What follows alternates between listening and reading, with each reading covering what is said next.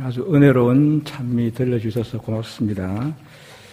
이 시간도 이종석 전도사님의 시간인데 제가 대신 부탁받고 순종하는 마음으로 나왔습니다. 오늘 저녁에도 제 시간인데 양해해 주시기 바랍니다. 저는 오늘 열왕기하 5장을 연구해 보겠습니다. 열왕기하 5장.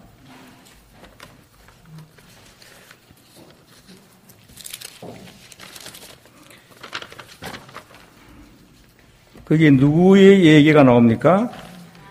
예, 문둥이 나만의 얘기가 나옵니다.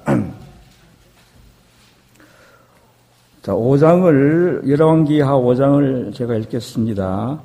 아람 왕의 군대 장관 나아만은 그 주인 앞에서 크고 존귀한 자니 이는 여호와께서 전에 저로 아람을 구원하게 하셨음이라. 저는 큰 용사나 문둥병자더라. 자, 이 큰 축복과 저주가 함께 있어요. 나라의 군대 장관, 한 나라의 제2인자입니다. 그런데 또 문둥병에 걸렸어요. 축복과 저주가 같이 있죠. 자, 여기 이 1절에서 좀 의문점이 없어요? 이 아람 나라는 하나님께서 택하신 나라입니까? 이방 나라죠. 그런데 여기 보니까 여호와께서 전에 저로 아람을 구원하게 하셨습니다. 하나님의 축복을 받았습니다. 그럼 저는 어떤 일이 있었는가 우리 한번 사적을 봅시다. 자, 요 열왕기하 5장을 접어두고 열왕기상 22장을 펴시기 바랍니다. 몇 장만 넘기면 되죠. 22장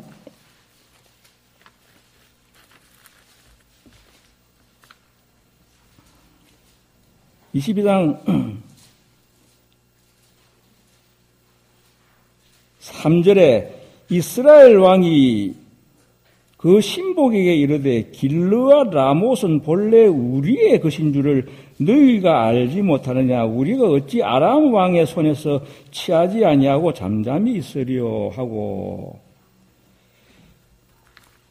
자, 영토 싸움이 벌어집니다. 길르와 라몬이라고 하는 그 영토를 이제 아람이 차지하고 있는데 본래 이것은 우리 것이야.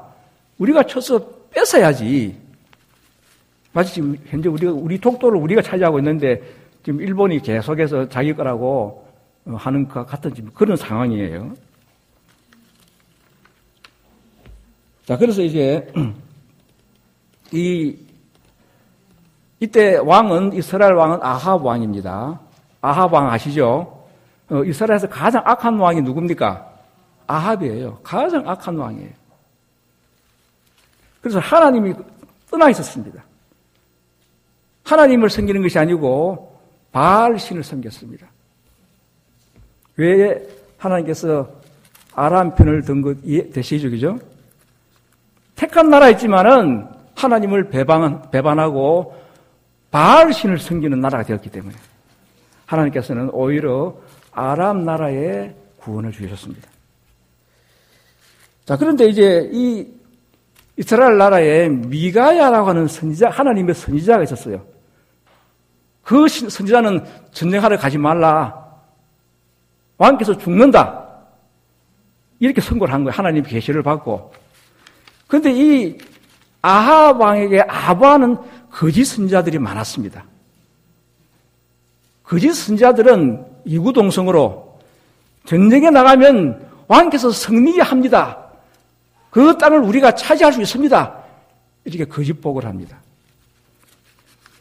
그러니까 이제 아합 왕은 이 미가야가 안 좋은 거예요. 그 전부터도 항상 좋지 않은 계속 좋지 않은 그런 선고를 내리거든요. 하나님 계시라고 하면서.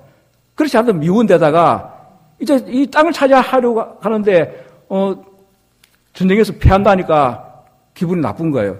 다수의 거짓 선지자들은 성대할 수 있다고 이렇게 이제 부추겨 주는 거예요. 그래서 26절 봅니다. 22장 26절에 이스라엘 왕이 가로되 미가야를 잡아, 하나님의 참 선지자를 잡아가지고 부윤 아몬 왕자 요아스에게로 끌고 들어가서 말하기를, 왕의 말씀이 이놈을 옥에 가두고 내가 평안히 돌아올 때까지, 전쟁해서 승리하고 돌아올 때, 평안히 돌아올 때까지 고생의 떡과 고생의 물로 먹이라 하고 감옥에 쳐넣습니다. 자, 그래서 29절에 이제 전쟁이 시작됩니다. 이스라엘 왕과, 이제 그 당시에 이스라엘과 아합 왕과 또 유대 왕은 여호사밧인데, 여호사밧은 훌륭한 왕이었어요. 그런데 유대 관계가 괜찮았어요. 근데 유대 왕의 도움을 청합니다. 그래서 이스라엘 왕과 유다 왕 여호사밧이 길르앗 라모스로 올라가니라. 이제 침공해서 뺏어야 할 그 땅에 이제 나아갑니다. 30절에 이스라엘 왕이 여호사밧에게 이르되 나는 변장하고 군중으로 들어가려 하노니 당신은 왕복을 입으소서 하고 이스라엘 왕이 변장하고 군중으로 들어가니라. 자, 아합 왕의 이 야근 전술이 보이죠, 그죠? 여호사밧 보고 당신은 왕복을 입고 나는 일반 군인처럼 변장해가지고 들어가겠다는 거예요. 근데 여호사밧은 그런 이런 야근 수를 모르고, 이게 뭐 좋은 전술인 줄 알고, 그게 응한 거예요. 자, 근데 이제 아람 쪽에서는 아합만 죽이면 돼. 뭐, 아람에서는 뭐 이스라엘 나라를 지금 쳐들어가는 것이 아니고, 자기 땅을 지키기 위한 전쟁이기 때문에 아합이 오직 이 목표란 말이에요. 이제 아합은 그걸 알고 있는 거예요. 31절에 아람 왕이 그 병거의 장관 32인에게 명하여 이르기를 너희는 작은 자나 큰 자나 더불어 싸우지 말고 오직 이스라엘 왕과 싸우라 한지라. 여기 보면은 아람 왕은 악한 왕이 아니에요. 그죠? 전쟁이라고 하면은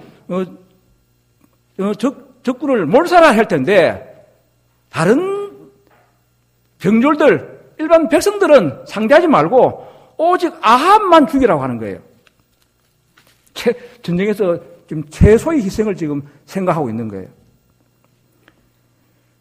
32절에 병거의 장관들이 여호사밧을 보고, 왕복을 입었으니까 이르되 이가 필연 이스라엘 왕이라 하고 돌이켜 저와 싸우려 한적 여호사밧이 소리를 지르는지라. 아마 이때 여호사밧이 내가 속았구나 하는 것을 이제 알았을 거예요. 그래서 뭐 어떤 소리를 질렀는지 모르겠지만 추측해 보건대 나는 아합이 아니다. 나는 유대왕이다. 왜냐하면 이 유대왕과 아람과의 무슨 이런 적대 관계는 없었어요. 자, 소리 지르는지라 병거의 장관들이 저가 이스라엘 왕이 아님을 보고 그 쫓기를 그치고 돌이켰더라. 한 사람이 우연히 활을 당기어 이스라엘 왕의 갑옷 솔기를 손지라.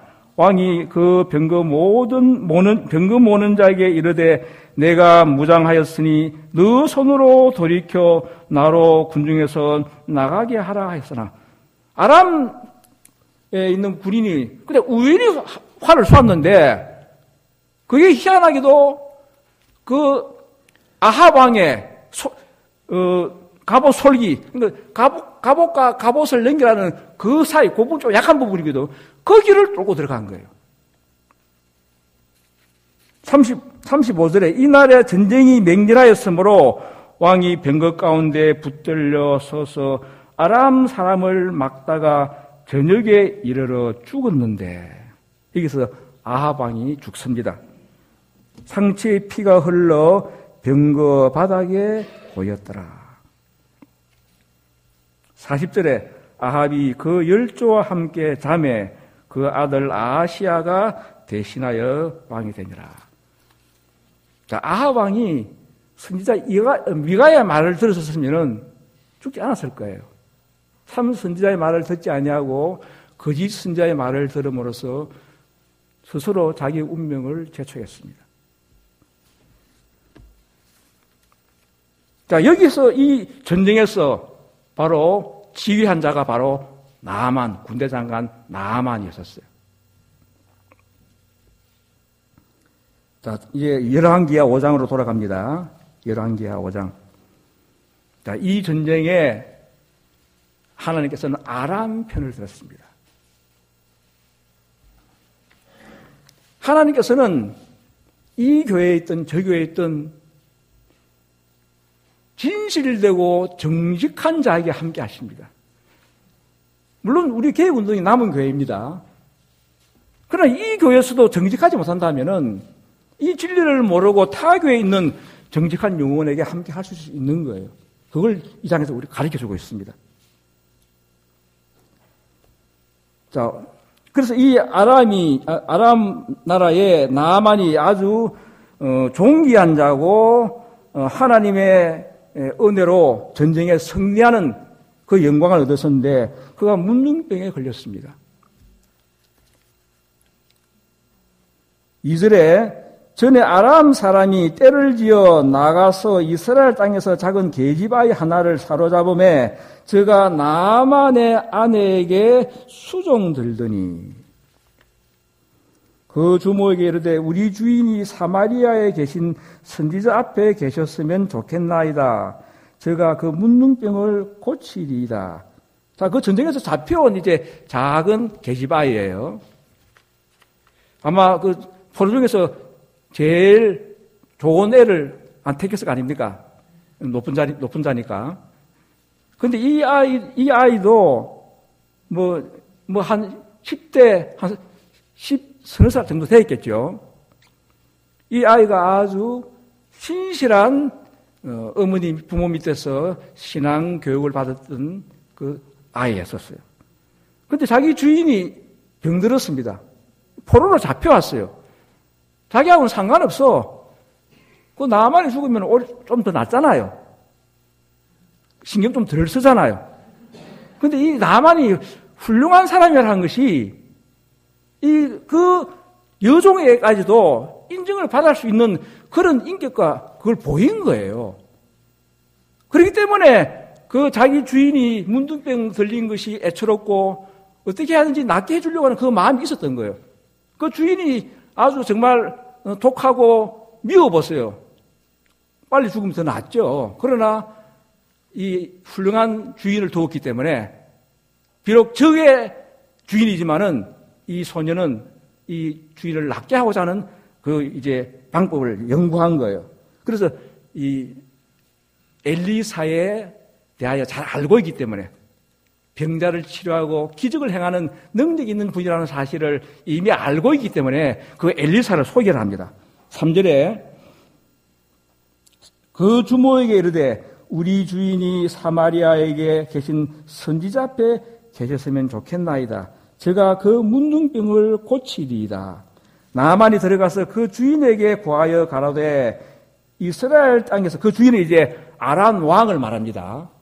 그 손녀의 말까지 이제 듣는 거 보면은 어린 네가 뭐 알아 할 수 있는데 그 이제 이 소녀는 그 여주인에게 말하고 그 여주인인 이 나아만 남편에게 말하고 그걸 이제 받아들였다고 하는 것은 이 소녀의 말이 인정받을 만한 신뢰성 있는 여종인 것을 이미 같이 살면서 이제 믿어 온 거예요.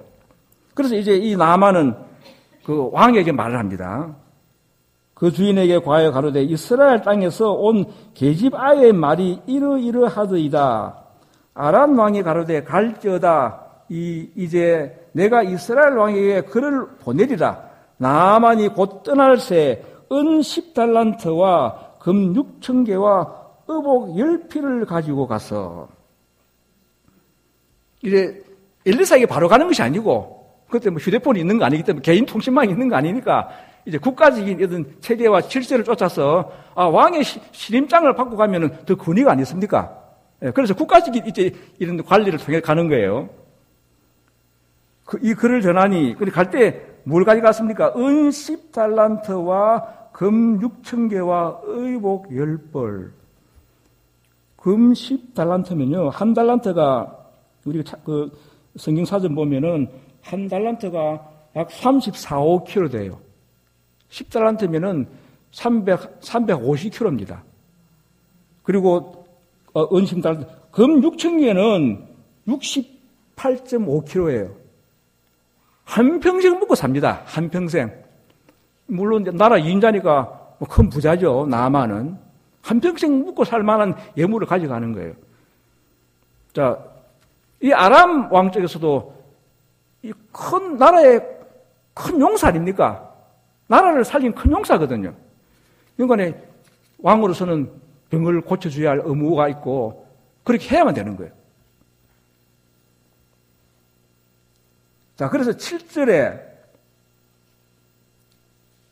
6절에 이스라엘 왕에게 그 글을 전하니 일러서되 내가 내 신하 나아만을 당신에게 보내오니 이 글이 당신에게 이르거든 당신은 그 문둥병을 고쳐주소서 하였더라. 이스라엘 왕이 그 글을 읽고 자기 옷을 찢으매 가로되 내가 어찌 하나님이간데 능히 사람을 죽이며 살릴 수 있으랴 제가 어찌하여 사람을 내게 보내어 그 문둥병을 고치라 하느냐 너희는 깊이 생각하고 저 왕이 틈을 타서 나로 더불어 시비하려 함인 줄 알라 하니라. 안 그래도 이제 선대 그 아버지 때에서 전쟁이 있어가지고 나라가 패망을 했는데 이제는 또 이상한 지금 작전으로 접근하는구나. 그런 빌미로 전쟁 치려고 하는 작전이구나. 이렇게 생각할 수밖에 없는 거예요. 그래서 이제 걱정이 태산 같습니다. 이 이스라엘 나라의 왕이. 그때 이제 이 소문을 듣습니다. 엘리사가 8절에 하나님의 사람 엘리사가 이스라엘 왕이 자기 옷을 찢었다 함을 듣고 왕에게 보내어 가로되 왕이 어찌하여 옷을 찢었나이까 그 사람을 내게로 오게 하소서 저가 이스라엘 중에 선지자가 있는 줄을 알리라. 내가 고치겠다는 거예요. 그러면 이 엘리사의 믿음이 대단하죠, 그죠? 될지 안 될지 이미 확신하고 아니었습니까? 예, 하나님의 능력으로 그런 경험을 해왔기 때문에 그 문둥병을 내가 고칠 수 있다는 걸 확신하고 있는 거예요. 지금 이스라엘 왕은 고칠 수가 없어. 어느 원도 아람 나라에서도 못 고치는데 저 나라에서 누가 고칩니까? 지금까지 문둥병 고치는 경험이 없었는데 그 나라 안에서. 근데 엘리사가 내가 고치겠다고 나에게 데려오소서 하고 이제 전가를 보낸 거예요. 자, 이 과정까지 있어서 누가 지금 수훈을 세운 겁니까? 그 작은 계집아이, 여종 하나가 이렇게 지금 큰 과정으로 이어가고 있습니다, 지금. 선지자의 왕 245편에 이런 말씀이 있습니다. 자, 오늘날 부모들의 가장 큰 임무라고 하는 소주제인데, 아버지와 어머니에게 위탁된 임무 중에 저희 자녀를 돌보고 교육하는 일보다 더 높은 임무는 없다. 부모들은 습관과 품성의 기초를 놓는 일부터 해야 한다. 자녀들의 장래는 그들의 모범과 가르침에 의하여 거의 결정된다. 저희 생애가 하나님의 형상을 제대로 반사하여 하나님의 언약과 명령이 자녀의 마음속에 감사와 경의를 일으키게 하는 부모, 저들의 친절과 공의와 오래 참음과 자기 자녀에게 하나님의 사랑과 공의와 오래 참으심을 설명해 주고 자녀로 하여금 그들을 사랑하고 신뢰하고 순종하도록 가르침으로 그 아이로 하여금 하늘에 계신 아버지를 사랑하고 신뢰하고 순종하도록 가르치는 부모는 복이 있다. 이와 같은 선물을 자녀에게 나눠주는 부모는 그에게 모든 시대의 부보다도 더 귀중한 보화, 곧 영원히 없어지지 않을 보화를 주는 것이다. 어릴 때부터 하나님의 사랑, 하나님의 공의, 죄가 어떠한 것이며 의가 어떤 것이며 그걸 가르치는 그 부모가 가장 복이 있다는 거예요. 이 소녀는 그런 가르침을 받아왔었어요. 그 히브리 소녀의 부모는 저희가 그에게 하나님에 대하여 가르칠 당시에는 그에게 닥쳐올 운명을 알지 못했다. 그러나 그들은 저희 임무에 충실하였고 저희 자녀는 아람 군대의 대장의 집에서 그가 영광 돌려야 한다고 가르침을 받은 그 하나님을 증거하였다. 이제는 부모를 만날 수 없어. 다른 나라의 요정으로 팔렸기 때문에. 그러나 그 어머니에게서 배웠던 그 교육, 하나님의 사랑과 하나님의 율법의 공의와 이 모든 그 가르침을 받아왔기 때문에 그 믿음을 이 이방 나라에서 행사를 한 거예요. 자, 다시 성경 봅니다. 9절에 나아만이 이에 말들과 병거들을 거느리고 이르러 엘리사의 집 문에 서니 엘리사가 사자를 저에게 보내어 가로되 너는 가서 요단강에 몸을 7번 씻으라 내 살이 여전하여 깨끗하리라. 나아만이 노하여 물러가며 가로되 내 생각에는 저가 내게로 나와 서서 하나님의 여호와의 이름을 부르고 당처 위에 손을 흔들어 문둥병을 고칠까 하였도다. 자, 이 집 나아만과 엘리사의 관계에 있어서 지금 누가 지금 잘하고 누구 생각이 옳은 생각입니까? 우리가 인간적으로 볼 때 나아만 생각이 옳잖아요. 얼굴도 안 내밀고 정갈로 버립니다. 요단강에 가가지고 7번 목욕해라. 우리 입장 같으면 기분이 어떻겠어요? 이 보통 사람입니까? 나아만이 한 나라의 2인자예요. 그 높은 사람이 뭐는데 우리 같으면은 영접을 해가지고 안방으로 모시고 이런 과정을 밟아야 될 거 아닙니까? 그죠? 그런데 얼굴도 안 내밀어요. 왜 그랬을까요? 엘리사가 그만한 사람입니까?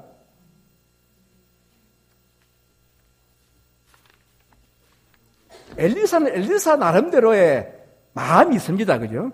엘리사는 하나님의 명령과 하나님의 계시를 따라 움직이는 사람이지 자기 감정대로 행동하는 사람이 아니었었어요.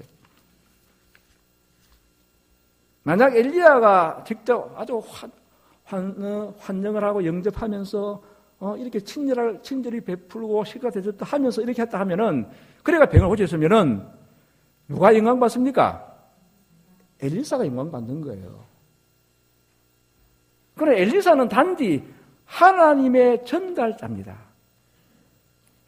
자기의 감정과 자기의 의가 단 1%도 섞여서는 안 되는 거예요.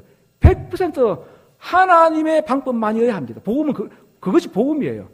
오직 말씀만이 100% 말씀만이 있어야만 그게 완전한 복음이 되는 거예요.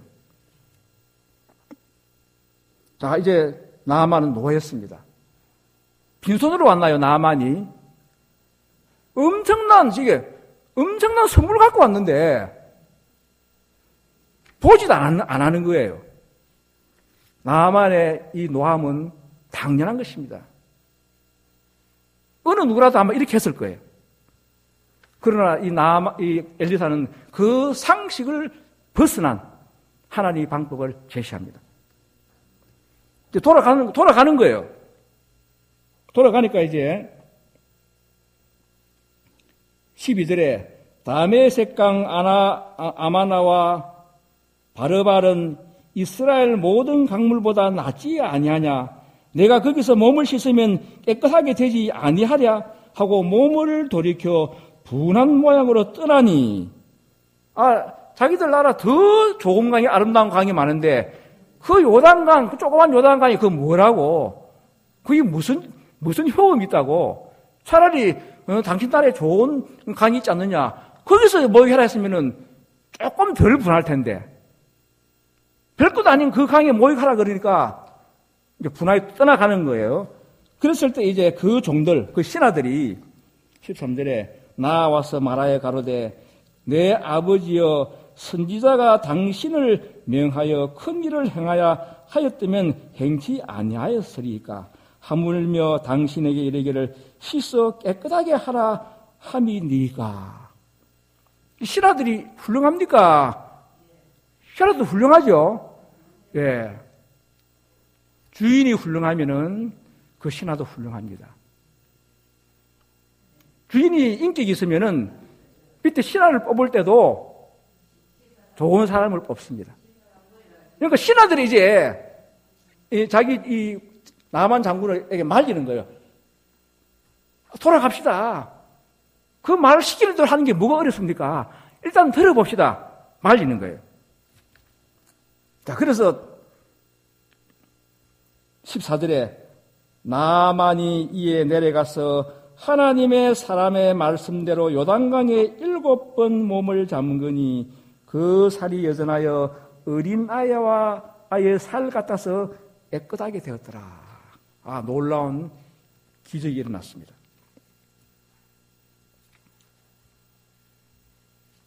참 이 짧은 순간에 운명이 완전히 바뀔 뻔했습니다. 떠나갔으면 끝나는 거예요. 영원히 문둥병자로 인생을 마치는 겁니다. 그러나 그 말씀, 자존심이 상했지만은, 수모를 당한 것 같았지만은, 그 말씀을 들었을 때 놀라운 기적이 일어났습니다. 몇 번 씻었습니까? 7번 씻었는데, 1번 씻고, 2번 씻고, 점점 나아졌나요? 어떻게 됐나요? 어떤 식으로 나아졌나요? 6번째까지 효험이 있었습니까? 전혀 없었습니다. 그러면 한 30번 해보고 또 화났겠죠, 그죠? 우리 경험도 안 그렇습니까? 몇 번 기도해도 응답이 없으면은, 믿음이 떠나가요. 그러나 7번을 한 선을 정해줬기 때문에 6번까지 아무런 효험이 없습니다. 하나님의 은혜는 그런 식으로 임합니다. 하나님의 은혜는요, 물론 우리가 건강법칙이 있어가지고는 점점 좋아지는 게 하나의 과정입니다만은, 어떤 경우에는 전혀 효험을, 한마디로는 7이라고 해서 완전수이기 때문에 완전한 순종, 완전한 믿음, 하나님께서 그걸 요구하십니다. 7번, 6번까지도 아무 효험 없었어. 자, 이런 경험은 엘리야한테 있었죠, 그죠? 하늘에서 3년 반 동안 비가 안 왔습니다. 다시 비 오기를 기도했을 때 한 번 기도하고 제자를 보냈습니다. 비 혹시 오는가 안 오는가. 또 2번째 보냈습니다. 계속 보냈었어요. 6번째까지도 아무런 비 올 징조도 보이지 않았습니다. 7번째 기도할 때에 비가 이르렀습니다. 우리의 기도는 완전해야 합니다. 응답이 있을 때까지 그 완전을 우리에게 가르쳐주고 있는 거예요. 자, 15절에 나만이 모든 종자와 함께 하나님에게 사람에게로 돌아와서 그 앞에 서서 이제 엘리사가 얼굴을 내밉니다. 가로되 내가 이제 이스라엘 외에는 온 천하에 신이 없는 줄을 아나이다. 청컨대 당신의 종에게서 예물을 받으소서. 자, 이게 놀라운 이제 간증을 받습니다. 이 세상에는 아람 나라에도 신이 있습니다. 아람 나라의 신은 이 나만의 문둥병을 고치지 못했습니다.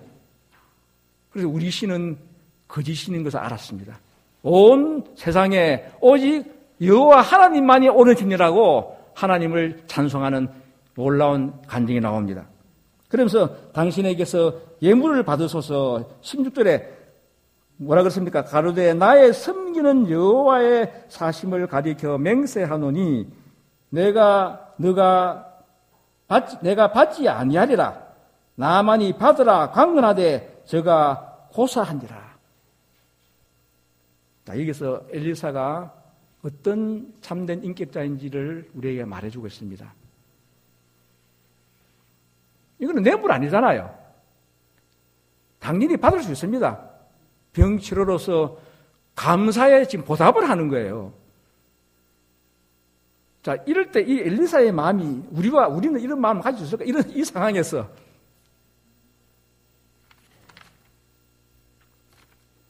감사의 예물을 주는데 감사합니다 하고 받아서 생활과 가난한 이웃도 도울 수 있고 뭐 여러 가지 구실을 만들 수 있잖아요.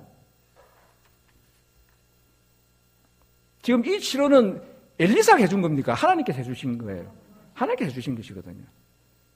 엘리사는 그냥 전달꾼이에요. 하나님의 말씀을 받아 전한 것뿐이에요. 그는 하나님과의 관계에서 바로 이런 관계가 있어요. 하나님과 엘리사는 바로 그런 관계였습니다. 그러므로 엘리사에게는 항상 하나님의 능력이 그와 함께했던 거예요.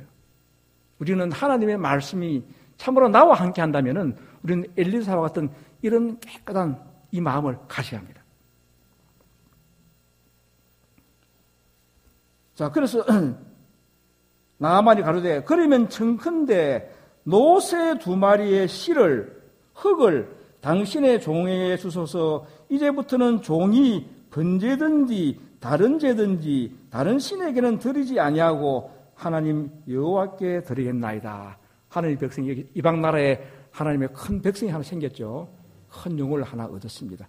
이제 이 나라의 흙을 가져가서 그것으로 제단을 쌓고 하나님께 이제는 믿음과 자기의 하나님께 대한 영광을 돌리겠다는 거예요. 오직 한 가지 일이 있사오니 이제 한 가지 청탁을 합니다. 여호와께서 당신의 종을 사유하시기를 원하나이다. 곧 내 주인께서, 아람 왕이죠. 내 주인께서 림몬의 당에 들어가, 그건 림몬 신을 성입니다. 림몬의 당에 들어가 거기서 숭배하며 내 손을 의지하심에 내가 림몬의 당에서 몸을 굽히오니 내가 림몬의 당에서 몸을 굽힐 때 여호와께서 이 일에 대하여 당신의 종을 사유하시기를 원하나이다. 우리 왕께서는 여호와 하나님을 모르기 때문에 내가 이렇게 백나 놀라운 은혜 받은 것을 감사함으로 자기 나라 왕이 섬기는 그 림몬 당에 들어가서 감사의 예물을, 나의 손을 잡고 예물을 섬길 때 나도 어쩔 수 없이 왕은 모르니까 같이 머리를 숙이더라도 그거 이해해 주시고 용서해 주십시오. 그거 받아들일 수 있겠죠, 그죠? 그 왕은 모르는 왕이니까. 그래, 그건 허락한 거예요. 그거는 자기는 형식으로 따라해 주는 거니까. 엘리사가 가로되 너는 평안히 가라. 저가 엘리사를 떠나 조금 진행하니라. 자, 그래서 이제 그는 아주 기쁜 마음으로 예물을 하나도 받지 않았습니다. 그대로 가져가는 거예요. 20절에 이제 문제가 생깁니다. 하나님의 사람 엘리사의 사원 게하시가 스스로 이르되 내 주인이 이 아람 사람 나아만에게 면하여 주고 그 가지고 온 것을 그 손에서 받지 아니하였도다.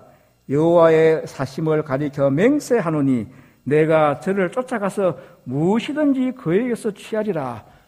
자, 이 종 게하시는 그게 너무 아까운 거예요. 일평생을 부유하게 사는데 너무 아까운 거예요. 그래서 자기 주인에게 말하지 않았고 혼자 나름대로 애를 씁니다. 쫓아가서 뭐 얻어야 되겠다는 생각으로 나아만이 이를 쫓아가니 나아만이 자기 뒤에 달려옴을 보고 수리에서 내려서 맞아 가로되 평안이냐? 저가 가로되 평안이나이다. 우리 주인께서 나를 보내시며 말씀하시기를 지금 선지자의 생도 중에 2 소년이 에브라임 산지에서부터 내게 왔으니 청컨대 당신은 저에게 은 1달란트와 옷 2벌을 주라 하시더이다. 이제 거짓말을 꾸며냅니다. 자, 얼마 달라 그랬습니까? 은 1달란트, 옷 2벌. 그러니까 가지고 온 것에 10분의 1밖에 안 돼. 그죠? 10분의 1밖에 안 돼. 뭐 절반 달러인 것도 아니고 아주 일부예요.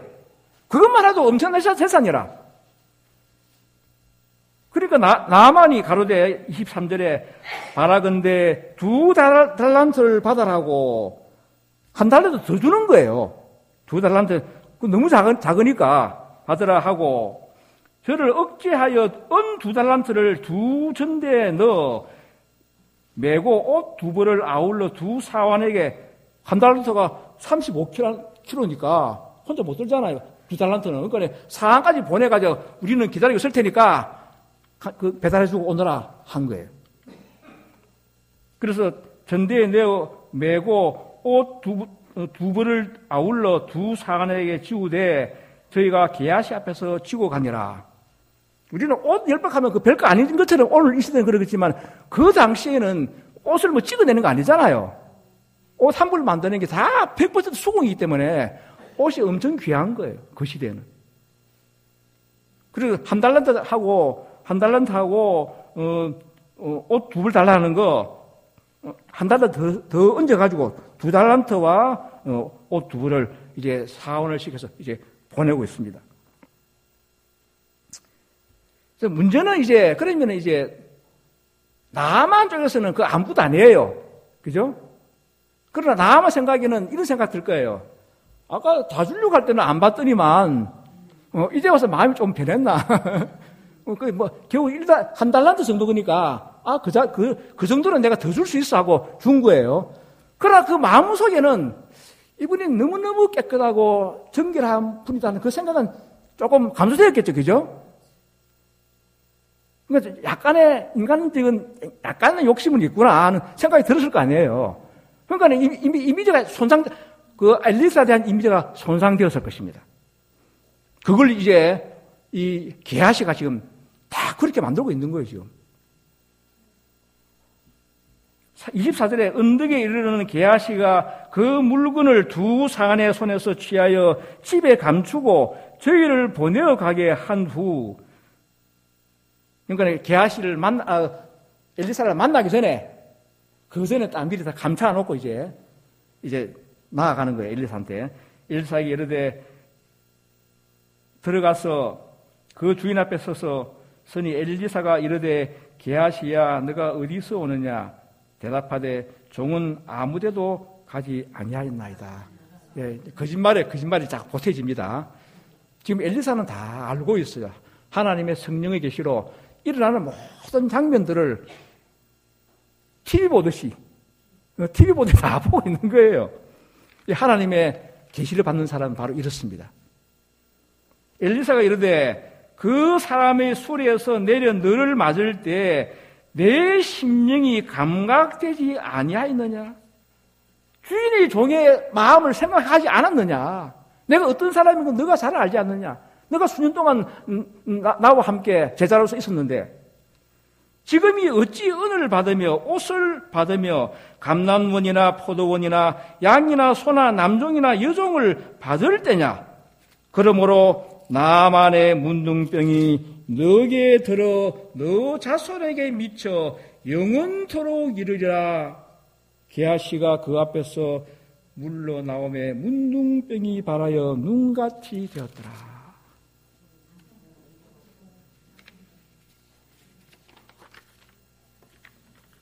참 그 거짓말에 받은 징벌이 심합니까? 다시 돌려주고 오라 하든지 다를 수도 있는데 심합니까? 그것이 심하다고 생각한다면 아나니아 삽베라가 갑자기 죽었죠. 왜 죽었습니까? 예, 바치고자 하는 것 절반을 감췄습니다. 그럴 수 있지 않습니까? 내가 얼마 흥건하게 대놓고 반은 또 마음 바꿀 수 있잖아요. 그런데 보통 때 같으면은 그래요. 그럴 수 있습니다. 그러나 성령의 능력을 받았거든요. 성령 부으실 때 성령을 받은 거예요. 아나니아 삽베라도. 그런 뒤에 죄짓는 것은 하나님을 농락하는 거예요. 게하시가 바로 그렇습니다. 엘리사를 통하여 하나님의 능력이 있는 걸 친히 목도하고 그 배움 가운데서 제자로 살아왔고 그 후계자로 이어받을 때였어요. 이 게하시가. 그걸 보지 못하고 그냥 일반적인 상황이라면은 이런 행벌까지 받지 않을 수가 있습니다. 우리에게 하나님의 영광의 광채가 우리의 삶의 목표인데 그것이 왜 지대되어 보이는지 아십니까? 영광을 받은 뒤에는 우리는 죄를 지을 수가 없어요. 지금은 우리가 허물을 범하면은 회개하면 됩니다. 그죠? 그러나 영광이 임한 뒤에는 불가능해져요. 하나님을 농락하는 것인데, 그건. 하나님의 생명을 내가 뒷밟아 버리는 것인데. 그러므로 우리는 이 늦은 비가 조금씩 우리 속에 비가 내리고 있는 거예요. 충만해질 때까지. 그 충만해질 때 우리는 회개로서 흠과 점 없는 자가 됩니다. 뭐 이것저것 해가지고 흠 없는 자가 되는 것이 아니고 우리가 가장 깨끗할 시점은 회개하는 시점입니다. 근데 우리는 완전한 회개를 못해요. 아주 내가 내 속에 뭐가 있는지 모르는 부분이 많습니다. 그것을 알아가려면은 성경을 연구해야 되고 예언의 신을 읽어야 하고 율법을 살펴야 하고 그래서 우리에게 완전한 회개가 이루어질 때 늦은 비에 절정인 첨가된 능력이 이 교회에 부어주는 것이에요. 그 이후에는 우리는 이제 재용납은 없습니다. 끝나는 거예요. 우리는 이제 큰 외침, 영광의 공생의 마지막 절정으로 들어가는 것인데, 게하시가 하나님의 영광을 이미 목도하고 엘리사와 함께 그 과정을 밟아온 자이기 때문에 바로 이 죄는 자기 주인을 파는 거예요. 그러면 나만이 그 나라 가가지고 모든 걸 예의하는 거 아닙니까? 처음에는 이 예물을 안 받으려고 그랬다가, 뒤에는 또 와가지고 마음이 배는든지, 옷 두 벌하고, 한 달란트 달라 하더라고. 그래서 내가 한 달란트 얹어서 주었다고. 이런 얘기 다 할 거 아닙니까? 하나님께 욕 돌리는 거예요. 이 게하시는 지금 하나님께 자기 주인을 팔아서 하나님께 욕 돌리는 거예요. 차라리 주인을 팔지 아니하고, 우리 주인은 하나님의 특별한 종이기 때문에 너무나 깨끗한 신분입니다. 그러나 저희는 그렇게 부유하지 못합니다. 저를 좀 도와주시면 안 되겠습니까? 이렇게 말하면 좀 도와주셨을 거예요. 그죠? 이렇게 순전하지 못하고 자기 주인을 그게 가장 큰 죄인 거예요. 자, 그래서 이게 시대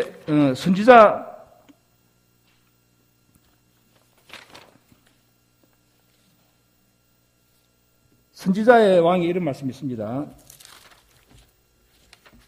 250페이지 보면은, 그는, 이제 게하시를 말합니다. 그는 죽는 날까지 문둥병자가 되어 하나님의 저주를 받고 그의 동료들로부터 격리되었다. 그가 끝까지 충성했으면은 후계자가 되었을 텐데, 그의 운명은 완전히 멸망되어 버렸습니다. 자, 오늘 우리는 지금 나만의 문둥병에 대해서 우리가 배웠습니다만은, 자, 우리는 그러면 어떠한 자인가? 지금 문둥병자는 찾을 수 없습니다. 옛날 50년대는 주위에 문둥병자가 많았었어요. 자, 그러면 우리는 그 어떠한 자인가? 이사야 1장 6절을 봅시다. 이사야 1장 6절.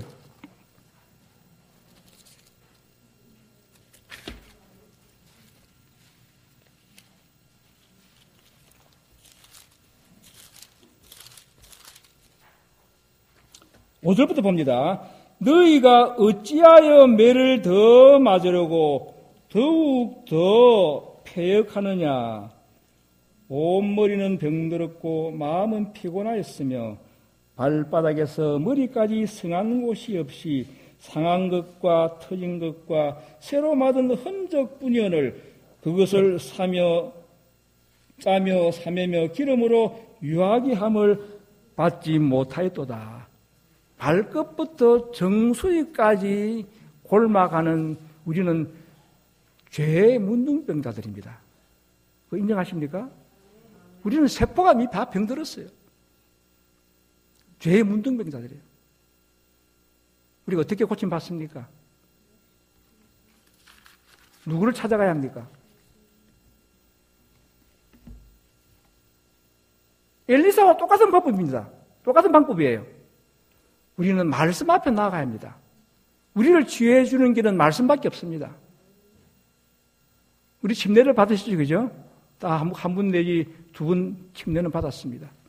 이제 우리는 어떤 침례를 받아야 합니까? 예, 성령의 침례를 받아야 해요. 성령의 침례 한 분만 오고 많은 겁니까? 예수님은 날마다 성령의 침례를 받으셨습니다. 저는 이 계획운동 와가지고 두 번째 침례 받았습니다. 계획운동 들어와가지고 제가 이 세상에 여러 가지 유혹에 또 미혹이 돼가 허물을 범했어요. 초창기 때. 세 번째 침례를 줄라 할 수 없지 않습니까? 내 마음이 되게 괴로웠어. 아, 내가 이 침례를 받아야 돼. 이래가 안 돼. 내가 계획운동이 어떤 교회인데. 기성 SD에 밑에 신앙 같았으면 그냥 넘어가면 돼요. 그러나 이 계획운동 깨끗한 교회고, 율법을 높이고, 참으로 거룩함을 가리키는 교회인데, 그래서 제가 생각한 것이, 목욕탕에 가가지고, 이제 목욕을 하면서 찬물에서 제가 뒤로 벌렁 누우면서, 아버지시여 침례를 받습니다 하고, 제가 저에게 침례를 줬어요. 그러니까 그게 남에게 하나님과 나와의 은밀한 관계니까 내가 내 스스로 침례를 준 거예요. 그때 제 마음이 얼마나 시원한지 몰라요. 근데 이 나만의 이 7번 침례하는 이 경험을 제가 배우고 나서, 저 금요일마다 목욕 가거든요. 금요일마다 목욕탕 가서 7번 침례 받습니다. 찬물에 한 번 더 가고, 또 신물에 한 번 더 가고, 이렇게 왔다 갔다 하면서, 그러니까 찬물에 4번, 따뜻한 물에 3번. 그래서 제가 물속에다가 기도하니 사람들은 몰라요. 그래서 찬물에 기도를 하고 눕습니다. 누우면서 주님 한 주일 살아오는 동안에 제가 또 여러 가지 많은 허물들이 있습니다. 다시 한번 제가 제 몸을 장사 지냅니다. 벌렁 누워요. 그 따뜻한 물에 들어가지고는 하나님의 사랑, 따뜻한 사랑 감사합니다. 감사의 기도 드리고. 이렇게 7번을 반복해요. 하면요. 본래 냉탕, 온탕 번갈아 하는 거 좋잖아요. 그죠? 건강에 좋아요. 몸만 좋아지는 게 아니라 정신까지 아주 맑아집니다. 그걸 경험해 보세요. 목욕하고 난 뒤에 몸과 마음이 얼마나 상쾌한지 몰라요. 몸만 씻은 것이 아니고 마음까지 씻었어요. 한번 경험하시면 이게 좋은 방법이다. 그래서 매주 우리는 허물을 범해요. 목욕탕 가서 마음도 함께 씻으십시오. 그러면 나만의 교훈이 떠오를 거예요. 자, 우리 모두는 여기 이런 말씀이 있습니다. 복음 성경 주석 보면은 하나님께서 선지자를 통하여 말씀하실 때 듣는 자는 언제나 자신의 견해를 뒤로하고 주의 기별을 받아들여야 한다. 오직 이렇게 함으로써만 우리는 하나님의 길을 행할 수 있고 그분의 축복에 참여할 수 있다. 나만의 견해는 아니었었어요. 요단강에서 7번 목욕하실 때 자기 견해로서는 도무지 이거는 말이 안 되는 일이었었어요. 그러나 말씀을 순종하니까 기적이 일어난 거예요. 우리가 성경 볼 때 이것은 내 생각하고 안 맞아 할지라도 하나님이 말씀이니까 믿고 행하면 기적이 일어납니다. 그걸 경험하시는 여러분과 제가 되기를 간절히